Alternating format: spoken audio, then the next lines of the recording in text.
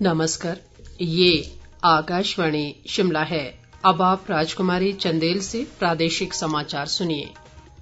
आज के मुख्य समाचार। मुख्यमंत्री जयराम ठाकुर ने कहा 10+2 की परीक्षाओं पर मंत्रिमंडल की बैठक में लिया जाएगा निर्णय। केंद्रीय मंत्री अनुराग ठाकुर ने भारतीय अर्थव्यवस्था को लेकर कांग्रेस नेता के बयान का किया खंडन। शहरी विकास मंत्री सुरेश भारद्वाज ने सहकारिता विभाग व सहकारी बैंक को लोगों को राहत देने के लिए योजना बनाने के दिए निर्देश। और प्रदेश में कोरोना संक्रमण से स्वस्थ होने की दर में सुधार जारी, आज 891 मामलों की पुष्टि। कोरोना संक्रमण को देखते हुए आपसे अपील है कि लापरवाही न बरतें और इन आसान उपायों का पालन कर सुरक्षित रहें। मास्क लगाएं, 2 गज की सुरक्षित दूरी बनाए रखें, बार बार हाथ धोएं और साफ सफाई रखें और टीका लगवाएं।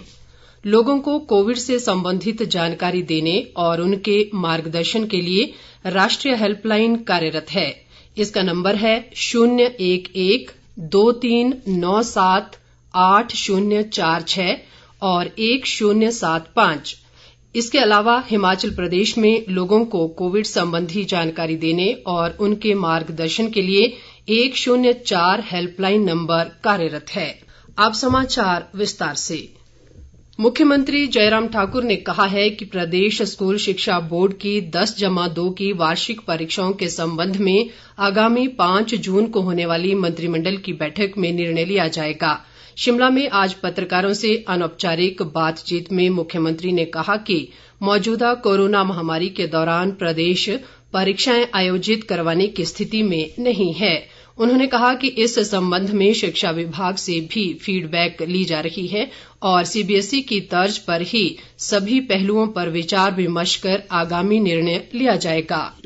सीबीएसई की जो परीक्षाएं जो है उन्हें रद्द की। जहां तक हिमाचल प्रदेश बोर्ड की बात है, उसी तर्ज पर हम आगे सारी चीजों को देख रहे हैं, क्योंकि अभी तक बोर्ड के एग्जाम कंडक्ट करने के लिए कोविड के कारण जो सिचुएशन हमारे सामने है वो स्थिति नहीं है। ऐसी सूरत में निर्णय तो अंतिम हम इस सिलसिले में 5 तारीख को कैबिनेट की बैठक में लेंगे, लेकिन फिर भी उसके बावजूद इस दिशा में हम आगे बढ़ रहे हैं। थोड़ा फीडबैक भी ले रहे हैं एजुकेशन डिपार्टमेंट से भी, और आज मैंने एजुकेशन सेक्रेटरी और साथ दूसरे अधिकारियों के साथ बातचीत की है। निरोग्य लाइफ लाइन फाउंडेशन ने आज शिमला में मुख्यमंत्री जयराम ठाकुर के समक्ष टेलीमेडिसिन के माध्यम से कोविड संबंधी जांच, निदान व उपचार सेवाओं को उपलब्ध करवाने में सुधार पर प्रस्तुति दी। इस अवसर पर मुख्यमंत्री ने कहा कि प्रदेश सरकार परियोजना की जांच करेगी और उसके अनुसार ही निर्णय लेगी। मुख्यमंत्री ने कहा कि राज्य सरकार द्वारा लोगों को बेहतर स्वास्थ्य परामर्श प्रदान करने के लिए टेलीमेडिसिन परियोजना पहले ही लागू की गई है। केंद्रीय वित्त व कारपोरेट मामले राज्य मंत्री अनुराग ठाकुर ने कहा है कि भारतीय अर्थव्यवस्था लचीली है और आने वाले समय में लगातार सुधारों के आधार पर सकारात्मक परिणाम देखने को मिलेंगे। उन्होंने कहा कि वैश्विक महामारी कोरोना के कठिन दौर में भी भारतीय अर्थव्यवस्था काफी मजबूत बनी हुई है। अनुराग ठाकुर ने कहा कि विभिन्न अंतर्राष्ट्रीय एजेंसियों ने वर्तमान वित्त वर्ष में भारत की विकास दर 12.5% तक बढ़ने का अनुमान लगाया है। उन्होंने कांग्रेस नेता व पूर्व वित्त मंत्री पी चिदम्बरम द्वारा अर्थव्यवस्था को लेकर दिए गए बयानों का तथ्यात्मक खंडन करते हुए कहा कि कांग्रेस आर्थिक आंकड़ों की हेराफेरी से देश में सनसनी फैलाना चाहती है।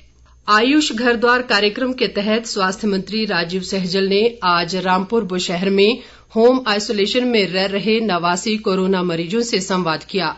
ये मरीज आयुष विभाग और आर्ट ऑफ लिविंग के सहयोग से आयुर्वेद, योग व प्राणायाम के माध्यम से भी चिकित्सा लाभ ले रहे हैं। उपमंडल आयुर्वेद अधिकारी डॉक्टर दिनेश कुमार ने स्वास्थ्य मंत्री को वैक्सीनेशन सहित अन्य गतिविधियों से अवगत करवाया। उन्होंने कहा कि आयुष घर द्वार कार्यक्रम के तहत 300 से अधिक मरीज आयुर्वेद, योग और प्राणायाम का लाभ ले चुके हैं। शिक्षा मंत्री गोविंद ठाकुर ने आज कुल्लू से वर्चुअल माध्यम से कोरोना संक्रमण से बचाव व लोगों को जागरूक करने के उद्देश्य से ग्रामीण स्तर पर गठित टास्क फोर्स के सदस्यों से बातचीत की। उन्होंने लोगों को कोरोना महामारी से बचाने और जागरूक करने के लिए टास्क फोर्स द्वारा किए जा रहे कार्यों की सराहना की। इस बीच गोविंद ठाकुर ने भूतनाथ पुल के मुरम्मत कार्य का निरीक्षण भी किया। उन्होंने कहा कि ये पुल इस वर्ष अगस्त महीने तक बनकर तैयार हो जाएगा।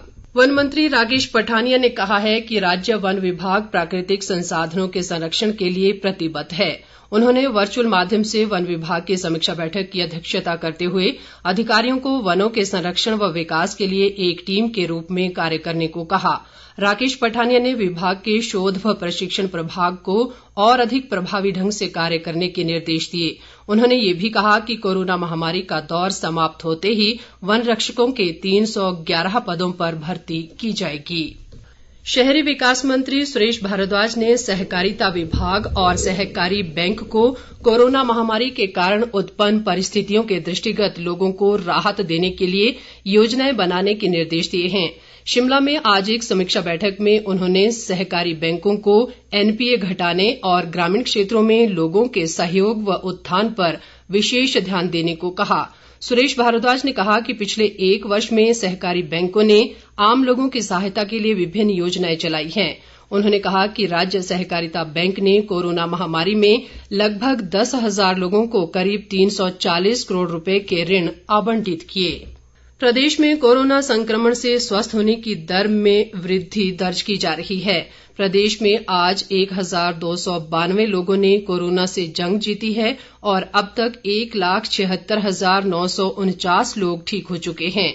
राज्य में आज कोरोना के 891 नए मामलों की पुष्टि हुई है। इसके साथ ही प्रदेश में कोरोना संक्रमण के मामलों की संख्या बढ़कर 1,92,142 तक पहुंच गई है, जिनमें से 11,975 सक्रिय मामले हैं। राज्य में आज कोरोना से 29 लोगों की मौत हुई है, जिसे मिलाकर मृतकों का कुल आंकड़ा 3,194 तक पहुंच गया है।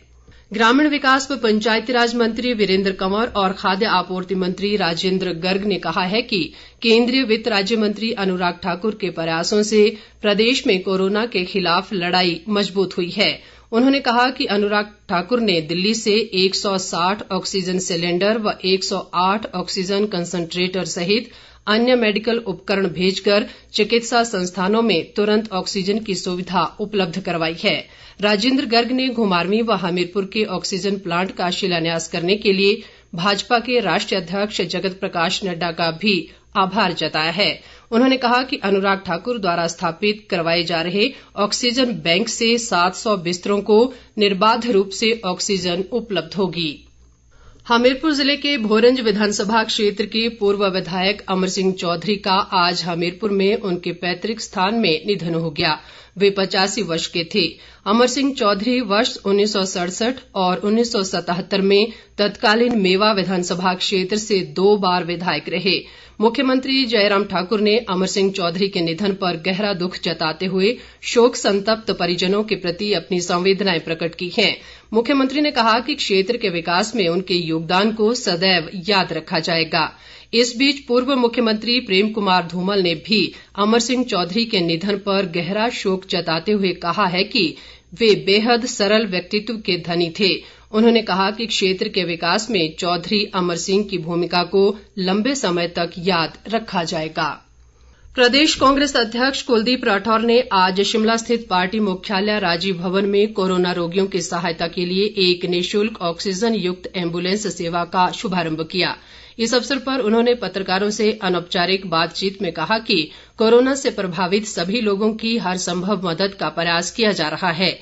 राठौर ने कहा कि कांग्रेस ने प्रदेश में ऑक्सीजन के साथ निःशुल्क 28 एम्बुलेंस की व्यवस्था की है, जो कोरोना संक्रमितों की दिन रात सेवा कर रही हैं। उन्होंने मेकशिफ्ट अस्पताल बनाने की बजाय आइसोलेशन के लिए प्रदेश में खाली होटलों को उपयोग करने की सरकार को सलाह दी है। इस बीच कुलदीप राठौर ने कोरोना संक्रमण के बढ़ते मामलों को देखते हुए शिमला स्थित कांग्रेस मुख्यालय राजीव भवन के 2 मीटिंग हॉल को होम आइसोलेशन के तौर पर उपयोग करने का प्रस्ताव दिया है। विधानसभा उपाध्यक्ष हंसराज आज चंबा जिला के चुराह विधानसभा क्षेत्र की विभिन्न पंचायतों में कोविड-19 से प्रभावित परिवारों से मिले और होम आइसोलेशन में रह रहे मरीजों का कुशलक्षेम पूछा। उन्होंने होम आइसोलेशन में रह रहे कोरोना मरीजों को आवश्यक चिकित्सा सामग्री किट भी भेंट की। हंसराज ने लोगों से कोरोना संक्रमण से बचाव के लिए सभी जरूरी दिशा निर्देशों का पालन करने और अनावश्यक तौर पर भीड़ भाड़ वाले स्थानों में न जाने का आग्रह किया। प्रदेश वन विकास निगम के उपाध्यक्ष सूरत नेगी ने किन्नौर जिले के पूह उपमंडल के विभिन्न गांवों में होम आइसोलेशन में रह रहे 41 रोगियों को होम आइसोलेशन किट प्रदान की। उन्होंने कहा कि राज्य सरकार जिले में कोरोना रोगियों के लिए हर संभव सहायता मुहैया करवा रही है। अंत में मुख्य समाचार एक बार फिर। मुख्यमंत्री जयराम ठाकुर ने कहा 10+2 की परीक्षाओं पर मंत्रिमंडल की बैठक में लिया जाएगा निर्णय। केंद्रीय मंत्री अनुराग ठाकुर ने भारतीय अर्थव्यवस्था को लेकर कांग्रेस नेता के बयान का किया खंडन। शहरी विकास मंत्री सुरेश भारद्वाज ने सहकारिता विभाग व सहकारी बैंक को लोगों को राहत देने के लिए योजना बनाने के दिए निर्देश। और प्रदेश में कोरोना संक्रमण से स्वस्थ होने की दर में सुधार जारी, आज 891 मामलों की पुष्टि। इसके साथ ही ये समाचार बुलेटिन समाप्त हुआ। नमस्कार।